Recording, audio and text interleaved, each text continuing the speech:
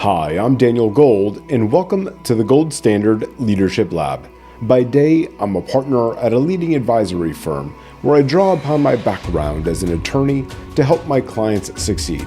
This podcast, though, is my personal project, completely separate and apart from my day job, but reflects the same passion that I exhibit everywhere for teaching, mentoring, and helping others succeed through simple, impactful lessons. It is my hope that you'll walk away with practical takeaways to help you on your leadership journey. Thanks for being a part of this community and for joining me in the Leadership Lab. Let's get started.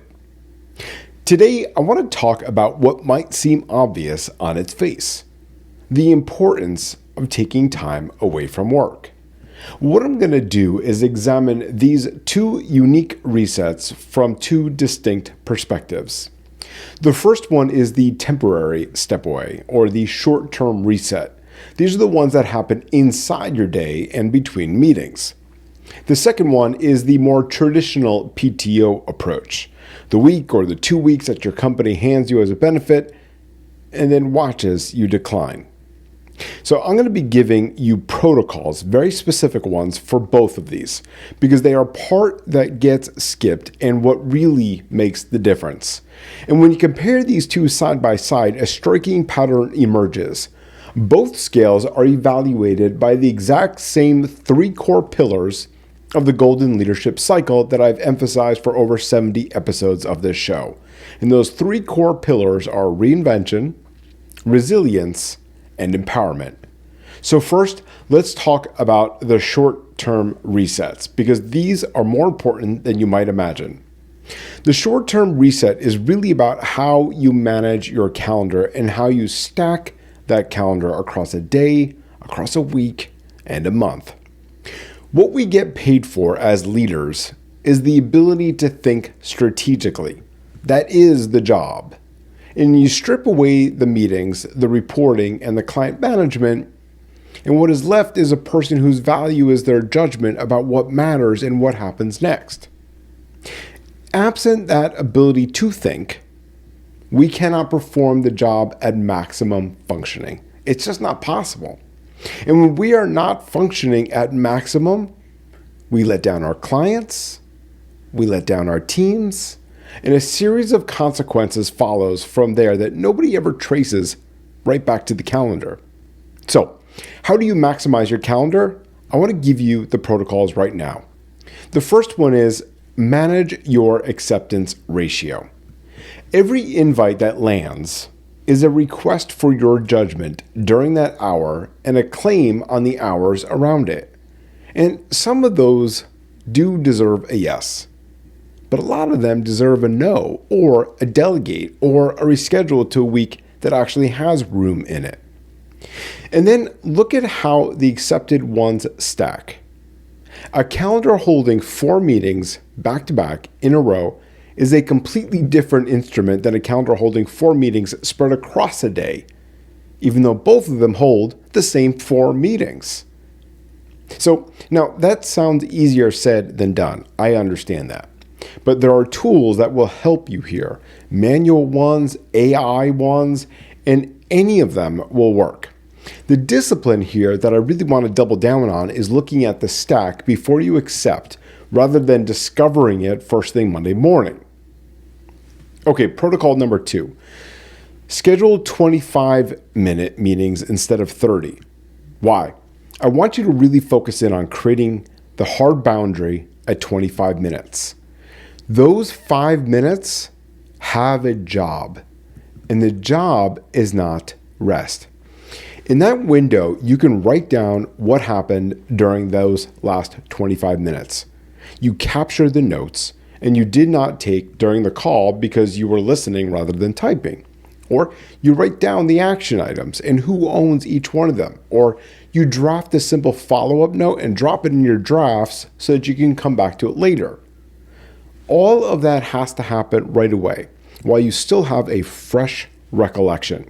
If you wait an hour, you are reconstructing the meeting instead of recalling exactly what happened. And what you lose in the reconstruction is the detail that made the meeting worth having in the first place. And then you stand up. If you have been sitting for 25 minutes and you do not have a standing desk, get vertical. Walk over to your coffee maker, go up the stairs, go down the stairs, take a bio break. Get the blood circulating again, which helps you cognitively and gives your brain the little bit of a reset before the next thing arrives. Okay, so that's protocol 2, 25-minute hard boundaries. Protocol number 3 is 50-minute meetings, okay? 50-minute meetings instead of the 60. So same idea here, 10 minutes instead of 5. An hour-long meeting generates more to capture, more owners to name, more follow-ups to draft. So give the recap the room that it needs and frankly that it deserves. Protocol number 4, limit the run of back-to-back meetings. I understand that this is very, very difficult. It is difficult for me to master as well, but it's very important. This is the piece I want to push on because I think this is where most of us have been fooling ourselves. A block of 2 or 3 hours with 5 and 10-minute gaps built in is still a block. Those gaps are doing capture work. They are getting your action items down and your blood moving. What they are not doing is resetting your nervous system. Okay, so that leads me to protocol number 5, the physiological breathing break. After 2 or 3 hours of meetings, I want you to take a true stop. Okay, not a coffee refill, an actual stop. Go somewhere without a screen. Sit on a chair, sit on a meditation cushion, lie down on the floor, whatever works in your space. But notifications off, the phone is away, the computer is behind you. And what I want you to do is set a 5-minute timer. And in those 5 minutes, I want you to work on a breathing technique. I want you to breathe in through your nose for 4 seconds. And at the end of 4 seconds, I want you to hold your breath for 2. And then sigh audibly out of your mouth for 6 seconds. So 4, hold for 2, and out of your mouth audibly for 6. If you can't hold at the top for 2 seconds, hold it for 1. If you can't get to 6 seconds on the exhale, get to 4 and let it lengthen over the weeks. Because the more times that you do this, the easier the 4-2-6 becomes. And I want you to get it all out there on the exhale because that audible sigh, it really matters. This practice that I'm teaching you actively lowers your cortisol levels, effectively signaling to your body that it is safe to downshift from a high alert state. Now, you run that cycle for the full 5 minutes, and what you are doing is literally resetting your nervous system. And it is the only part of this protocol that touches your physiology rather than your calendar. Now, if you run this for 4 weeks, right? Run it for 4 weeks. The 5-minute gaps after your 25, the 10-minute gaps after your 50s, a physiological breathing break after every 2 or 3 hour blocks in your calendar. And do this for 4 weeks, and I promise you that you are going to notice a massive difference in how you show up. Because how you show up internally to your teams and how you show up to the people you report to, and most importantly, how you show up to your clients, who are the reason the company exists and who pay us to perform a specific function, whether that is professional services, whether that is software support, whatever it is that you do. None of that is available to you on a diet of stacked 30 and 60-minute meetings with a sandwich shoved down your throat at 12:30 or 2 o'clock in the afternoon because an actual lunch break never happened. Our bodies actually require certain things. Preclude the body from getting them, and you are literally eroding your ability to think, which erodes your ability to show up, which erodes your ability to lead. And when that happens, it stops being confined to work. It follows you home to your family and also to your friends. Okay, so that is the short-term reset. Now what I want to talk about is the longer one, the personal time off. So for a lot of leaders, I know it is very, very difficult to just pick up and go, completely offline for a week, for 2 weeks, or to take any time at all. Now, why does this happen? I believe that there are a few things going on that explain this issue. The first problem is what I call the superhero problem. There is a poll to demonstrate that you show up no matter what. You could be 7 hours ahead on a beach and you're still going to take that 10 o'clock call, even though somebody on your team could and probably would take it and should take it. That demonstration to you feels like commitment, but to everybody watching, as a person who does not believe the thing that holds without him. In other words, everybody else who's on the call, who knows you're on PTO, who knows you're 7 hours ahead, and knows that you're on the call regardless, it's sending a signal to everybody else. So that's the superhero problem. Now, problem number 2, control.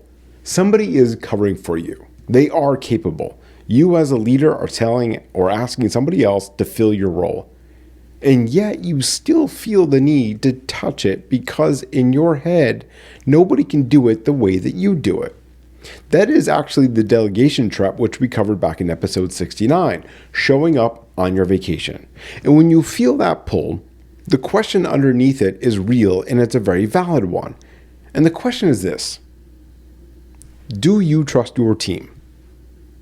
And then here's the harder question, which I'm going to come back to at the end.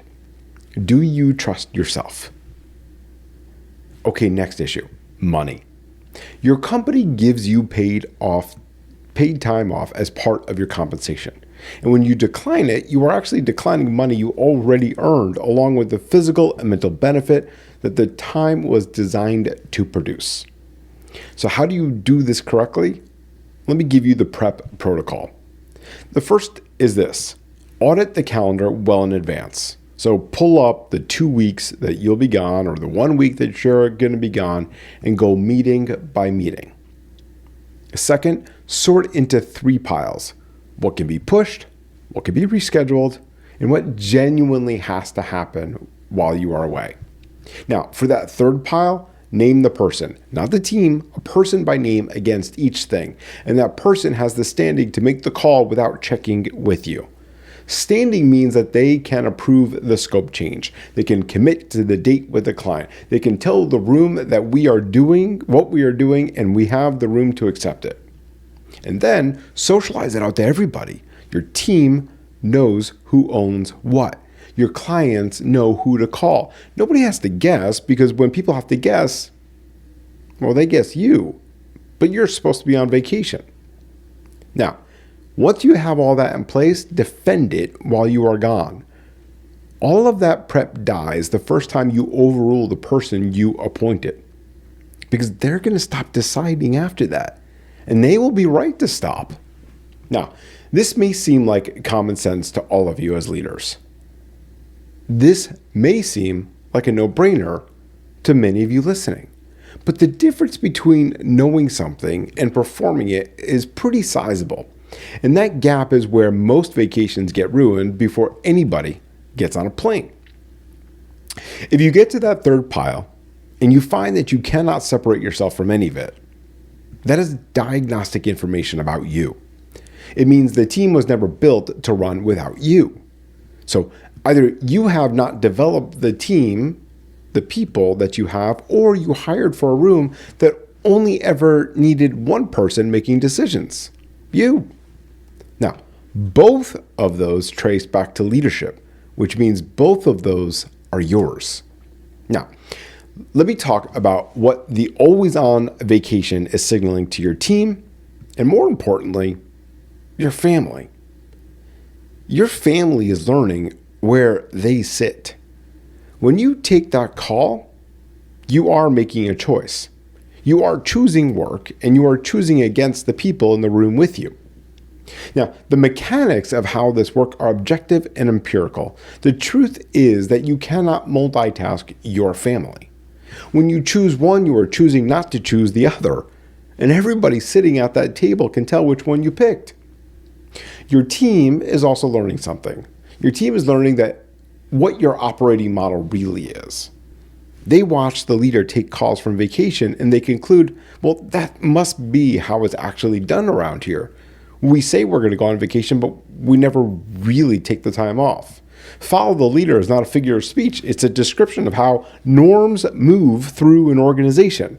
The message you meant to send was they should take the time and come back restored, but the message you sent was that PTO is actually theoretical. Now, that is not to suggest you never skim email in the morning or take one call that truly requires you. That is a hard reality of the job that we all have. But what I am describing is the constant partial presence, where you are on the trip and never in the trip, and every person around you can feel the difference. So let me give you something to do while you are all listening to this. Open up your calendars.